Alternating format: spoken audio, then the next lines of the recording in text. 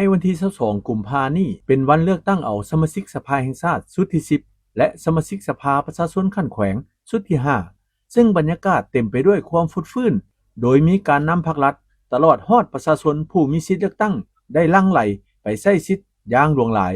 สำหรับหน่วยปอนบัตรเลือกตั้งที่23บ้านสีบุญเฮืองเมืองจันทบุรีนครหลวงเวียงจันทน์ท่านไซสมพรพรหมวิหารประธานสภาแห่งชาติก็ได้ไปใช้สิทธิ์ของตนเองและพร้อมด้วยมวลชนผู้ที่มีสิทธิ์นับแต่อายุ18ปีขึ้นไปก็ได้ไปใช้สิทธิ์ปอนบัตรเลือกตั้งสำหรับเมืองจันทบุรีผู้มีสิทธิ์ปอนบัตรเลือกตั้งและมีหน่วยปอนบัตรเลือกตั้งทั้งหมด55หน่วยเลือกตั้งมีพลเมือง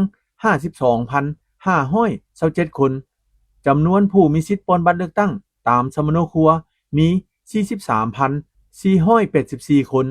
ผู้สามารถปอนบัตรอยู่ในบ้านของตนตามสมโนครัว 40,783 คนผู้มีสิทธิ์ปอนบัตรเลือกตั้งอยู่ท้องถิ่นอื่นตามสมโนครัว 2,192 คน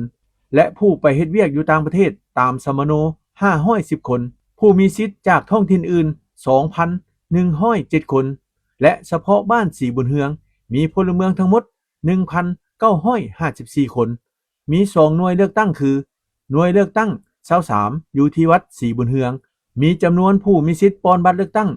722คนและหน่วยปอนบัตรเลือกตั้ง22อยู่ที่ห้องการบ้านสีบุญเฮืองจำนวนผู้มีสิทธิ์ปอนบัตรเลือกตั้งมี564คนการปอนบัตรเลือกตั้งเอาสมาชิกสภาแห่งชาติชุดที่10และสมาชิกสภาประชาชนขั้นแขวงชุดที่5เป็นเหตุการณ์ที่มีความหมายสำคัญที่สุดในชีวิตการเมืองของประชาชนลาวบรรณาเผ่าทั่วทั้งชาติรวมทั้งพลเมืองลาวที่ดำรงชีวิตและปฏิบัติหน้าที่เวียกงานอยู่ต่างประเทศซึ่งเป็นขีดหมายสำคัญยิ่งอีกครั้งหนึ่งในการเสริมขยายและปฏิบัติสิทธิประชาธิปไตยของประชาชนลาวบรรดาเผ่าในฐานะเป็นเจ้าของอำนาจรัฐของสาธารณรัฐประชาธิปไตยประชาชนลาว